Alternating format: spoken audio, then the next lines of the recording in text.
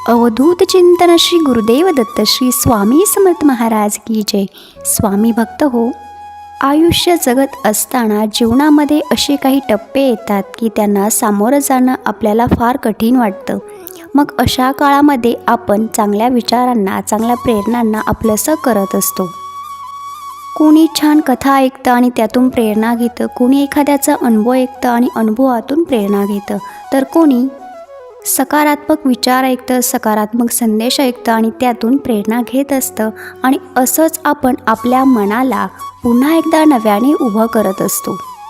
स्वामी सेवा करत असताना देखील आपल्याला बराच वेळा असा प्रसंग येतो की आपल्याला असं वाटतं की आपण एवढी सेवा करतोय, तर ह्या सेवेतून आपल्याला काहीच का मिळत नाही, किंवा माझा प्रश्न सुटत नाही, माझ्या नशिबी हे दुःख का, असे विचार प्रत्येकालाच येत असतात। आणि आपल्याला या विचारांना बाजूला सारून आपल्या स्वामी सेवेमध्ये खंड पडू द्यायचा नाही। त्यासाठी आपण नेहमी सकारात्मक विचारांनी आपलं मन भरून ठेवलं पाहिजे, सकारात्मक विचारांना आपलंसं केलं पाहिजे।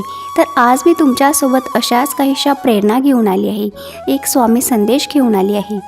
यामागचा उद्देश असाच आहे की थकलेल्या मनाला पुन्हा एकदा उभं करणं हो। जर व्हिडिओ आवडला तर व्हिडिओला लाईक करा, शेअर करा आणि चॅनलला सबस्क्राईब देखील करा। चला तर मग ऐकूया आजचा सुंदर असा स्वामी संदेश, सुंदर अशा स्वामी प्रेरणा। स्वामी भक्त हो, आयुष्यात सर्व काही ठरलेलं असतं, विधी लिखित असतं। सूर्याच्या कक्षेबाहेर पृथ्वीलाही जाता येत नाही। सर्व काही भल्यासाठी होत आहे हे सर्वांना कळत असतं, परंतु ते आपल्याला लगेचच पटत नसतं। जीवन एक रहस्य आहे आणि इथे सर्व काही आपल्याला लपवावं लागतं। मनात कितीही दुःख असलं तरी आपल्याला जगासमोर हसत हसतच जावं लागतं। स्वामी भक्त हो, लक्षात ठेवा, चुकीची लोक तेव्हा जिंकतात जेव्हा खरी लोक ही शांत बसतात, गप्प बसतात। म्हणून जे चूक आहे ते म्हणायला शिका। चुकीच्या बाजूने उभं राहण्यापेक्षा एकटं उभं राहिलं केव्हाही चांगलं असतं। जर आपलं कर्म सुंदर असेल तर त्याचं फळही आपल्याला सुंदरच मिळतं। स्वामींना कोणतेही फळ मागण्याची गरज राहत नाही। योग्य वेळ आली की आपल्याला आपल्या कर्माचं फळ मिळतच असतं। सर्वांच्या नशिबात सुखाचा उपभोग लिहिलेला असतो। काहींना ओंजळभर मिळतो तर काहींना रांजणभर मिळतो, पण त्यातून मिळणारा आनंद ज्याला समजला तोच खरं जगणं शिकला। दुःखाच्या समुद्रात सुखाची लाट असते, फक्त आपल्याला थोडी वाट बघावी लागते। कोण कसं वागतं याची चिंता आपण करत बसण्यापेक्षा आपण आपल्या कर्माकडे लक्ष दिलं, आपलं सुख कशात आहे हे शोधण्याचा प्रयत्न केला तर नक्कीच जीवन सुंदर होतं। कोण कसं वागतं याची चिंता आपण करायची नसते, कारण जो तो आपल्या स्वभावानुसार वागत असतो। यामुळे स्वामी म्हणतात, तू निश्चिंत पुढे जा, आम्ही आहोत तुझ्या पाठीशी। म्हणजेच काय, आपण चांगले कर्म करत जा, स्वामी आपल्या पाठीशी उभे आहेत। पूजा करण्याआधी विश्वास ठेवायला शिका, खर्च करण्याआधी कमवायला शिका, लिहिण्याआधी विचार करायला शिका, हार मानण्याआधी प्रयत्न करायला शिका आणि मरण्याआधी जगायला शिका। समोर अंधार जरी दिसत असला तरी त्याच्या पुढे प्रकाश आहे हे आपण विसरायचं नसतं। काट्याने भरलेल्या रस्त्यावरून चालत असताना आपण तक्रार करत असतो की माझ्याच पायाशी काटे का। काट्याने भरलेल्या रस्त्यावरून चालताना मी तक्रार करत होतो पायात चप्पल नसल्याची, परंतु समोरून पायच नसलेल्या माणसाला फरफटताना पाहून जाणीव झाली मी भाग्यवान असल्याची। म्हणूनच स्वामी सांगतात, जे आम्ही दिले त्यातच समाधानी राहा, कारण आपली योग्यता आणि पात्रता बघूनच आपल्याला सर्व काही मिळत असतं। सर्व आपल्या कर्मांचाच लेखाजोखा असतो। आयुष्य खूप सुंदर आहे। क्षण येतात असे तेव्हा आपल्याला वाटतं सर्व जीवन संपलं आहे। अशा वेळेला आपण हे विसरायचं नाही की आपण स्वामी भक्त आहोत। कदाचित पुढच्या पावलावरती यश मिळणार असलं आणि आपण मागच्याच पावलाला खचून गेलो तर ते पुढच्या पावलाचं यशही आपल्याला मिळत नाही। म्हणून प्रयत्न करायला विसरू नका। स्वामी भक्त हो, सर्व चांगल्या वाईट गोष्टींचा उगम हा आपल्या मनातून होत असतो एक वेळ जग जिंकणं सोपं आहे, परंतु आपल्या मनाला जिंकणं, त्याच्यावर ताबा मिळवणं हे फार कठीण असतं.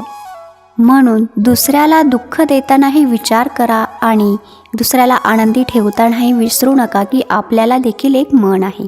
आपली किंमत आपण स्वतःच करायला शिका. शांत मन हे आपल्याला खूप काही देत असतं, कारण त्याची शक्ती ही कल्पनेपेक्षाही बाहेर असते. कोणतेही कारण असो, रागावू नका, चिडू नका, मोठ्याने बोलू नका. मन शांत ठेवा, विचार करा, नंतर अंमलबजावणी करा. आज फक्त आपल्यालाच, सुख फक्त आपल्यालाच, मन शांतीसुद्धा आपल्यालाच. विचार ही एक विलक्षण शक्ती असून आपले भले करण्याचे प्रचंड सामर्थ्य त्यामध्ये आहे. म्हणूनच विचार बदला, आयुष्य बदलेल. आपलं जीवन समृद्ध करण्यासाठी गुरु आपल्यासोबत असतात. आपल्या आयुष्यात असणं तितकंच महत्त्वाचं असतं. प्रपंच करत असताना जेव्हा आपल्या आयुष्यात एखादा प्रश्न निर्माण होतो, अशा वेळेला आपण जर गडबडून गेलो तर आपण स्वामी देवांचं अस्तित्व, त्यांचं सामर्थ्य हे ओळखलेलंच नसतं आणि त्यामुळेच आपण आपल्या प्रश्नाला खूप मोठा प्रश्न आहे असं समजून त्याबद्दल चिंता करत बसतो आणि मग आपलं मन इकडे तिकडे सैरावैरा फिरायला लागतं. यासाठी स्वामी भक्त हो, आपण स्वामींना नेहमी प्रार्थना करायची आहे की तुमच्या चरणांशी नेहमी एकनिष्ठ राहू द्या आणि तुमच्या चरणावरतीच आम्हाला आमचे मस्तक ठेवण्यासाठी जागा द्या. ते कृपाळू आहेत, ते दयाळू आहेत, ते आपल्या भक्तावर नेहमी कृपा करत असतात. म्हणूनच आयुष्यात कितीही मोठा प्रश्न आला की त्या प्रश्नाला सांगायचं आहे, त्या संकटाला सांगायचं आहे की बाबा तुझ्यापेक्षा आमचे स्वामी खूप मोठे आहेत. आणि स्वामी भक्त हो, आपली भक्ती जर खरी असेल ना, तर आपल्या भक्ताला दुःख झालेलं स्वामींना अजिबात सहन होत नाही. ते आपल्या भक्ताच्या हाकेला धावून येतात. स्वामी भक्त हो, जो स्वामींचं नाम सातत्याने जपत असतो त्याला स्वामी महाराज देखील तेवढंच जपत असतात. म्हणजेच काय, आपल्याला जर असं वाटत असेल की स्वामींनी आपल्याला दुःखात, संकटात, चांगल्या वाईट गोष्टीमध्ये नेहमी जपावं, तर आपण स्वामी नामाचा जप केला पाहिजे, नामस्मरण केलं पाहिजे. जास्त विचार करू नका. आपण विचार करतो तेवढंही आपलं आयुष्य अवघड नसतं. प्रत्येक गोष्टीला मार्ग असतो, प्रत्येक प्रश्नाला उत्तर असतं. फक्त ते शोधावं लागतं, ते शोधण्यासाठी प्रयत्न करावे लागतात आणि हे मार्ग अध्यात्माने नक्कीच सुलभ होतात. परिस्थिती कितीही कठीण असो, प्रयत्न करायला विसरू नका. शेवटच्या क्षणापर्यंत प्रयत्न करत राहा आणि प्रयत्न करत असताना स्वामी नाम घ्यायला विसरू नका. आणि मग जे काही होणार आहे, जे काही घडणार आहे ते आपल्या स्वामींवरती सोपवून द्या. माऊली आपल्याला नक्कीच मार्गदर्शन करते. स्वामी सांगतात, कोणावरही आंधळा विश्वास ठेवू नका. जोपर्यंत आम्ही आहोत तोपर्यंत कोणीही तुमचं काही वाकडं करणार नाही. फक्त तुमचा आमच्यावरती तेवढा विश्वास असायला हवा, तेवढी श्रद्धा असायला हवी. शिष्याने गुरुशी एकनिष्ठ असावं. कितीही संकटे आली तरी गुरुची कास सोडू नये. संकटे पूर्वकर्मामुळे येतात.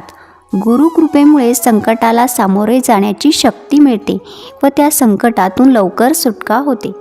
शरीरापेक्षा मन श्रेष्ठ आहे, मनापेक्षा बुद्धी श्रेष्ठ आहे, पण त्या बुद्धीपेक्षा श्रेष्ठ आत्मा आहे आणि आत्मा म्हणजेच ईश्वराचा अंश आहे.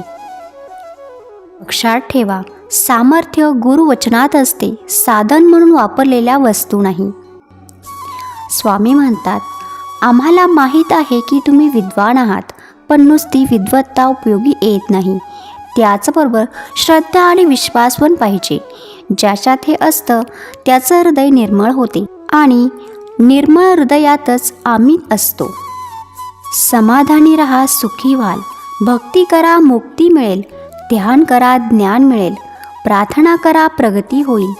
मीपणा सोडा, मोठे व्हाल. सहाय्य करा, सोबत मिळेल. दान करा, धन मिळेल. त्याग करा, आत्मानंद मिळेल. श्रम करा, सुख मिळेल. म्हणूनच जिथे सर्व असमर्थ तिथे फक्त आपले स्वामी समर्थ. कृपापूर्ण नेत्र स्वामींचे मायेने भरलेले, भक्तांच्या भेटीसाठी दिसतात आसुरलेले. चेहऱ्यावरचं तेज पाहून भान हरपते. स्वामींचरणी मन सदैव दृढ होते. क्षणोक्षणी वाटे स्वामी नामाचा आधार. स्वामी संग धरता कोण राहील बरे निराधार. स्वामी भक्त हो, ब्रह्मांड नायक आपले स्वामी महाराज जगाचे चालक मालक पालक आहेत. आणि स्वामी आपल्या भक्तांसाठी सांगतात, जो अनन्य भावाने मला शरण आला आहे त्याचा योगक्षेम मी चालवतो. तर म्हणूनच जीवनात संकटे आले तर हताश होऊ नका, घाबरू नका, कारण आपले ब्रह्मांड नायक आपल्या पाठीशी आहे.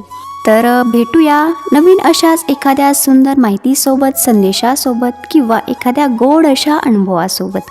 तोपर्यंत काळजी घ्या, आनंदात राहा, सेवा करा, सेवेकरी घडवा. श्री स्वामी समर्थ.